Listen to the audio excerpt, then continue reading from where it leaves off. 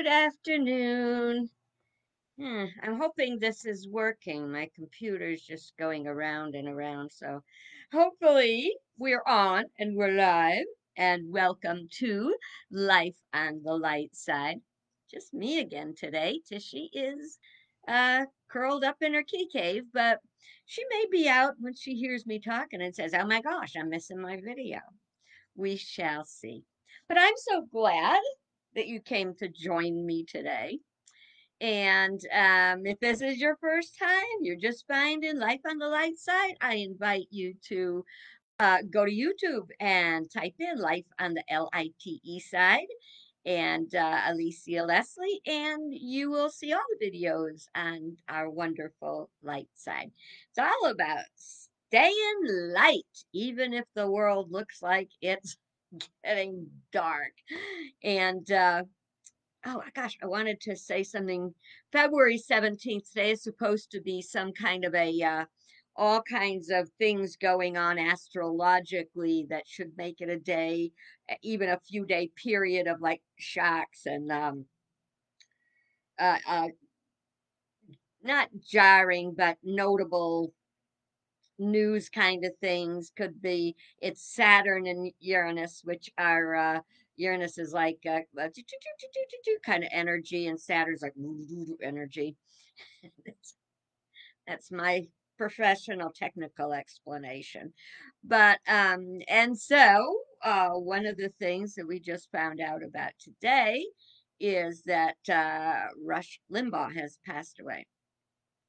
And I want to talk about that just very briefly. Um, some people are doing some really nasty jokes out there. I'm not going to lie. The type of broadcast that Rush Limbaugh did, I found very upsetting. They were incorrect. They were mean spirited. But here's the thing: for whatever reason, he was here even to point out to us and help us clarify about what is right or good and what isn't right or good. That's what we get out of it. So I would like to encourage you not to make mean spirited jokes or anything about Rush passing on today, because there's that wonderful, wonderful opportunity that it presents, that maybe he's getting all new insights. And if he's getting new insights about the way that one would be more aligned with truth and principle and goodness and brotherly love and all that kind of stuff, hopefully, even from then, he can share energy in a more positive way. It's worth a thought, right? So we really don't have any reason to always be mean. Will I lie and say I'm not relieved that we won't have that voice of mean spirited controversy out there? No. But it doesn't mean I wish him anything well. This is ill. This is about principle, not personality. So another reason to be light spirited today. We won't have that negative energy. And he has the opportunity now to lighten up his own energy, probably come back and do it over again. Isn't that what we all want? Another chance? Give me a do over. So let's think about that. Question for you. And you can certainly feel free to type your response in the comments. I don't know that I will see it until later, so I can't, I don't always see my comments. But if you had to do it over again, if you were going to be leaving this life and being reincarnated, would it be something that you look forward to or that you dread? Um, I think a lot of it is we look to see if there what benefits. Um, You know, that brings back that thing that I was trying to remember what Joyce Meyer said yesterday, but it was about a concept of changing the way. Oh, I know. See, it took me 24 hours to get it back. But you know, the train, the thought train just goes around, has to come back to the back to the station at some point.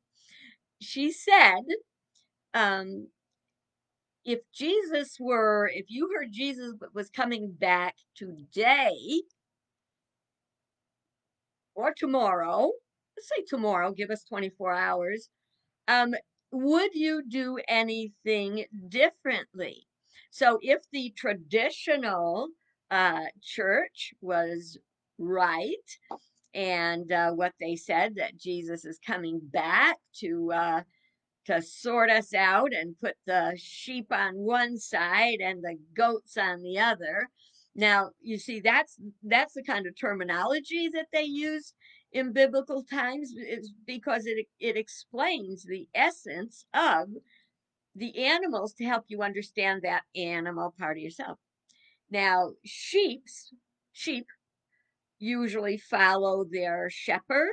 They get along, they just kind of do their thing unless it's mating season, then they have issues. But goats are not like that. It's the goat thing is like trying to herd cats.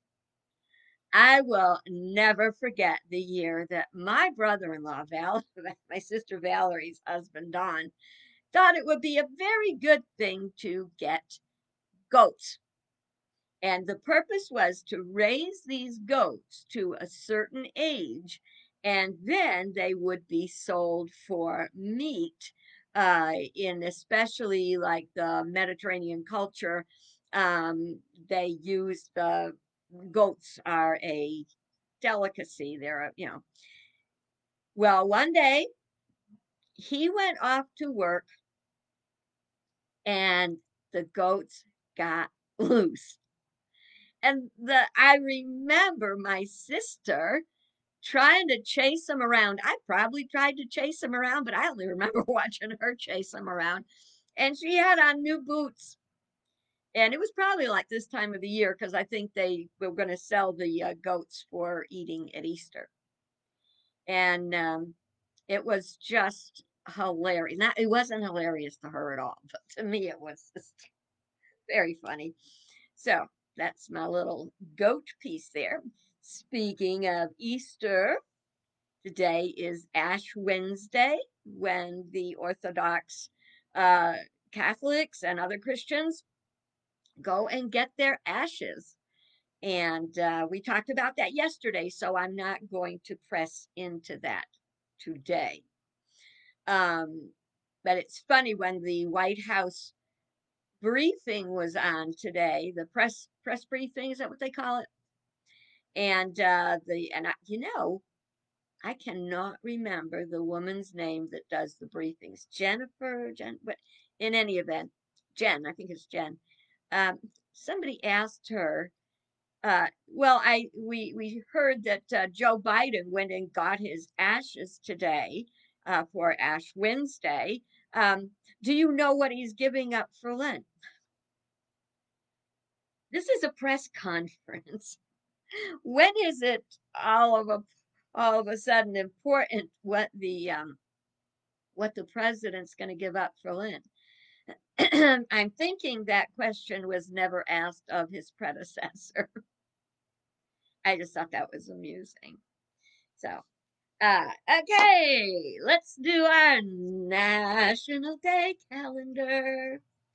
And today is National Random Acts of Kindness Day. Actually, this whole week is Random Acts of Kindness Week, but today is National Random Acts of Kindness Day.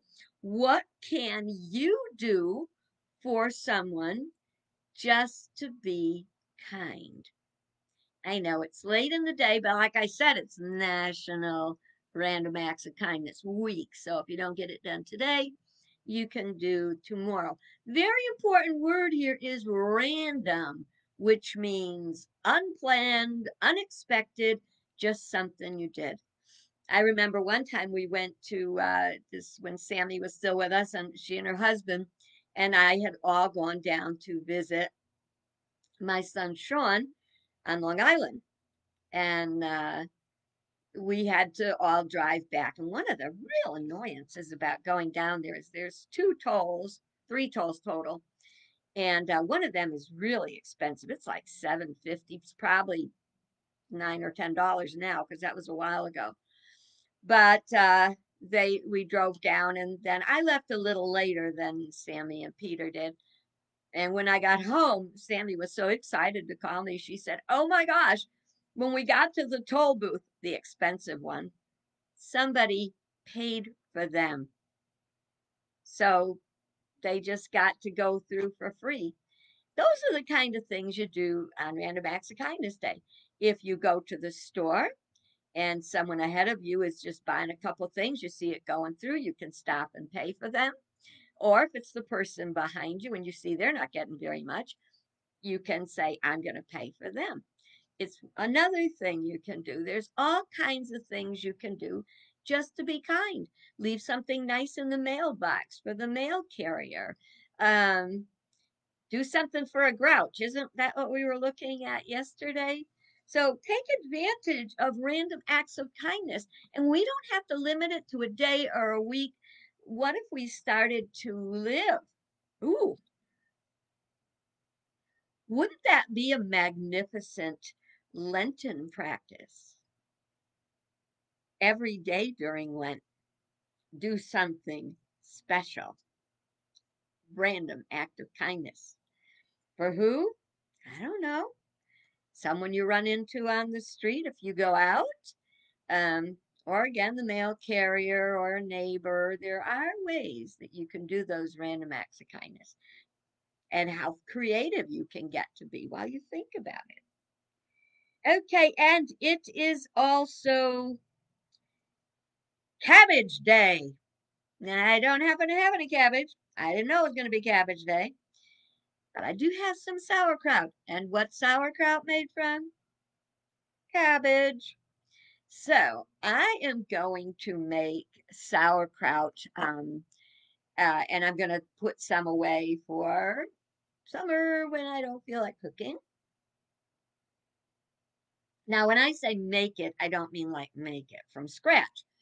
I get the kind in a bag because that's a little tastier and higher quality than what you get in the can. Although silver floss is always very good anyway. So let me tell you a little bit about my recipe for sauerkraut. And it's so versatile and so easy. You basically chop up or dice a large onion, which you start to saute in olive oil. I don't know, 4 tablespoons of olive oil.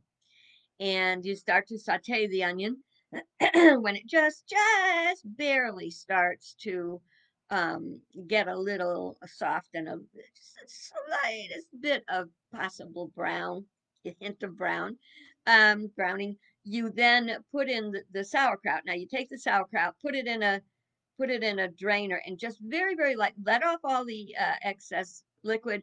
Just do a bit with the little sprayer from your stove or from your faucet, or just take a little water and run it just quick. Not a lot. You don't want to wash off all the sourness. And then you squeeze it dry. Just press it till it's got most of the liquid squeezed out of it. And then you put that in with the onions and you just keep sauteing it. Now you can saute it just till it's basically cooked. Well, I would say heated through and softened a little bit more.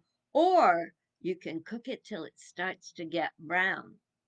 Or you can turn the heat down to medium low, cover it, put it on the back burner, and let it slow cook and caramelize. So there's so many things you can do with the sauerkraut. What do you do with the sauerkraut then? Well, one thing you can do is make what is called lazy pierogi. And that means, pierogies are like Polish raviolis, and they've got one of the kinds has sauerkraut in it. Well, if you're going to make it that way, if you're going to make lazy pierogies, you get some either flat noodles or other pasta, but flat noodles are really good with it. And you just put that in the pan with cook the noodles and put them in the pan with the sauerkraut and just keep turning it and turning it and turning it. It can be a side dish. You can cut up hot dogs or ham or something and throw it in there and stir it all together. Kielbasa, Polish thing, if you do that. Stir it all together, and it is a great main dish or side dish. You can put it on hot dogs, veggie dogs. You can just eat it, as a vegetable. So there's so many things you can do. So on Cabbage Day, that's what I'm going to do with my cabbage. Oh, and this is a heads up for an upcoming um, National Day, uh, National Day, and that is going to be on February 20th. And on February 20th, it's National Comfy Day. And it's a day where you get yourself comfy and make yourself comfy and wear comfy clothes and just decide. Now, there's actually a company called the Comfy Company that kind of sponsors it or promotes it or whatever. And they make these they're like blanket sweatshirt thingies. They're really, really soft, comfy fabric. They're long sleeve. They got a hood, but they only come down to your knees. I mean, like, yeah, no. What about the rest of you not being too comfy? So, but if you like that thought, and I've got a very comfy blanket I like to snuggle up in when I take a little afternoon nap. So the reason I'm telling you early is that for National Comfy Day, you can be prepared by making your food the day before. That way, you don't have to do any bothersome cooking or any dishes. You can actually make sure you have some paper plates and stuff. Now, when I say paper plates, I use biodegradable ones. So you could get some biodegradable plates, and so whatever works for you. But I just wanted to get you excited about upcoming Comfy Day on the 20th. So you've got 3 days to get prepared. Clear your calendar. It's going to be a Saturday. Put your feet up. Okay, and so that's all the National Day stuff I have to report. And I kind of wanted to share with you something today about fun and light uh, tools and toys and tricks in our lives. You know, kids, toys used to stimulate kids' imaginations, and I guess they still do. But I don't think as much as when we had to be more creative. What we had, far less toys, but plenty of imagination. Why do we grow up and think we shouldn't have toys anymore? And, we're too grown up for that. We don't want to have, just frivolous, meaningless fun. We just want to, even if we're on vacation, we're seriously on vacation. We're going to see these things, these sights, and do this and that. But do we look at ways to be fun and creative? And as I thought about toys that you just want to enjoy, not toys that have a purpose like educational toys. Yeah, educational toys are fine, but what about just toys? Um, Toys that make you laugh or, kind of stuff like that. If you're a female, I guess some males, you probably like to play dress up when you were a kid. When was the last time you played dress up? I don't mean when you actually had to get dressed up to go somewhere. What if you, just for the fun of it, tried out different wild makeup or other stuff to play dress up? I don't know that I could put on a pair of heels anymore. It's been so long, I've kind of rejected them, but I suppose I could possibly find a comfy enough pair to wear somewhere. But that's like a toy to some people, like to me. New cooking stuff is a toy because it's like, ooh, I can't wait to use this. I can't, Uh, and since we've been on shut-in, I gotta say, I've been playing with my Vitamix way more than I ever did. I've even ground coffee beans with it. I even watched videos on different things you can do with it. So I make sure I'm getting the most out of my great toy Vitamix. Sometimes toys can be very creative. And I've said this before, but so many people tell me that they want to write, that they want to be a writer, that they want to write a book or whatever. And I think we've talked about this when I did the competition. Writers write. If you want to be a writer, start writing. Write something. I don't know what to write. I don't know what to do. Well, I have a great little uh, energy, creativity, energy booster going. And that just reminded me also of a book. You ever notice I'm always telling you about books? Let me tell you, I read a few. A book called The Artist's Way. And it is for any kind of artist, but specifically writers. And they say that every day you should do what they call your morning papers. And morning papers are just writing 3 pages of whatever. Doesn't have to make sense. Doesn't have to. You just start writing. I'm writing because I'm doing my morning papers, and I'm supposed to do my morning papers because it's supposed to be making me a better writer. I don't know how it can make me a better writer because I'm just doing my writing. But the point is just to get it going. So I've got something else. This is an actual toy, but it generates one's creativity. And it's a great thing to do with kids if you if you uh if you have kids to play with and other adults, because I've played it with other adults. I even used it in my writing group. And it's called story cubes. Now, story cubes are little things that look like dice. And you use the story cubes by rolling one of the dice and starting a story. And you get to a certain point, and then you would say, then or or something like that, and the next person gets to roll their dice. You divvy it all up, but you can do it all. I've done it all alone.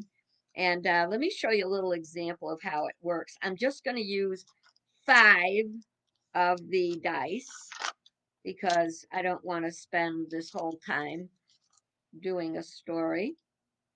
4 dice. I'm going to use 4. So I'm going to roll one of them. And oh my goodness, I didn't realize it was getting so late. I'm gonna have to be faster. Um, and it's a little padlock. So I'm gonna use my creativity and say, like, I got up the other day in the morning, and when I went to the refrigerator, I couldn't believe it. There was a padlock on it. How would a padlock even get on my door? I don't even own a padlock, and there was no key in it. What was I going to do? Starve because I didn't have a key to go in the padlock? Well, how was I going to get into that food? Fortunately, my coffee maker wasn't in the refrigerator that was locked, so I could at least have my coffee. So I made my coffee and I decided to think. And now I'm going to roll the second story.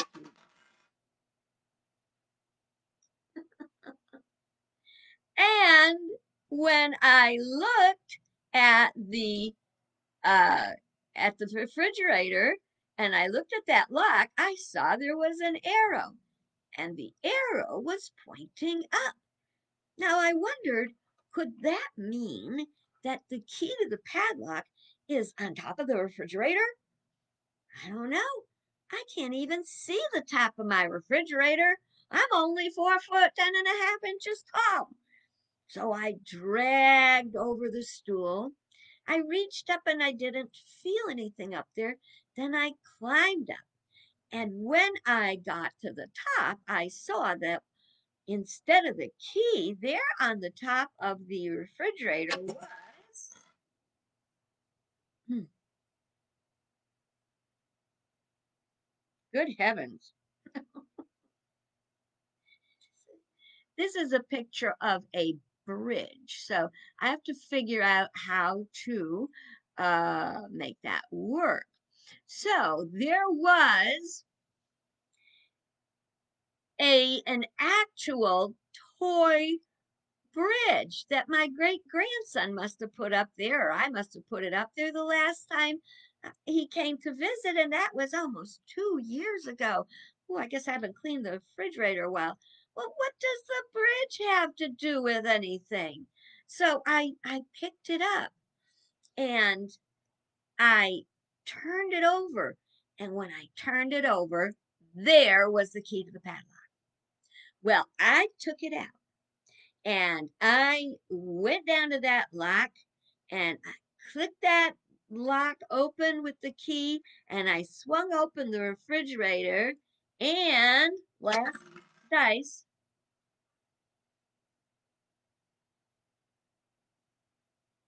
Ew. And when I opened the refrigerator, I said, "Oh no, it's got bugs in it." And I realized that wasn't just my refrigerator. It was Pandora's box. Oh my, what have I opened? That is how we can use a child's toy to encourage our own creativity. Let me just put these back. They're a lot of fun, especially if you're playing with someone else because they take the story off in their direction. So there you go. You want something to play with the kids or by yourself, make it story cubes. And you notice it has my name on the top. That's because sometimes here at the campground, I decide to go out uh, around the campground. And if there's some kids there, especially a little one that doesn't have anybody to play with, especially 8 or 9 years old, and we don't draw a lot of kids to the campground, so they would have a chance to actually play with someone. And I'll tell you, half hour playing story cubes with someone, and you make their day. What is it? Did you say random act of kindness? Ain't that the truth? Okay, now one last thing I wanted to share because it is so fun and it keeps you on the light side and it twists your brain around. And it is a book by C.S. Lewis. Now, if you hear the name C.S. Lewis, you're probably thinking about the Narnia, the Chronicles of Narnia. This is not. This is called the Screwtape Letters. If you've never read this book, you want to read it. It's it's uh it's letters that are written between uh Wormwood and his uncle Screwtape. And they are actually the devil's assistants, and that the uncle is training the nephew in how to I don't know how to say it, train or whatever his patient. So Wormwood and Screwtape are little devils, and the patient is a person, and what did they call them? They call them the enemy. The enemy is God. So let me just I'm going to share the beginning, one of the letters, and you can see again that it's got the mark of Alicia's reading and liking a book because it's all underscored. Okay. I thought that, now this was written in 1941, before I was born. And it sounds like it can be written for today, so pay attention. It says, "My dear Wormwood, I note what you say about guiding your patient's reading and taking care that he sees a good deal of his materialist friend.